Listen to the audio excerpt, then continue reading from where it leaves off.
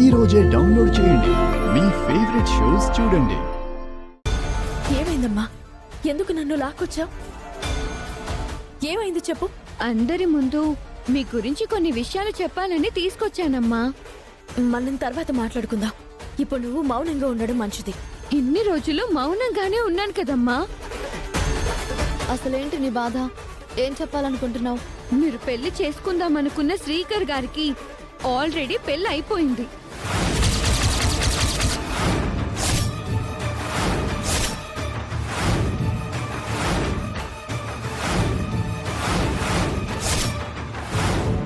పెళ్లి జరిగింది ఎవరితోనో కాదు, నేను అమ్మలా భావిస్తున్నా అవని అమ్మతో.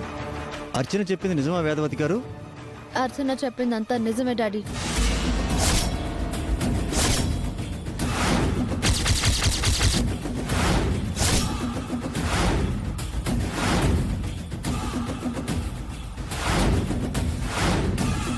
మాకు పెళ్ళైందన్న విషయం నిన్ననే నీకు తెలిసినప్పుడు నా భర్తని నాకు వదిలేయకుండా ఎందుకు నిశ్చితార్థం దాకా వచ్చావు?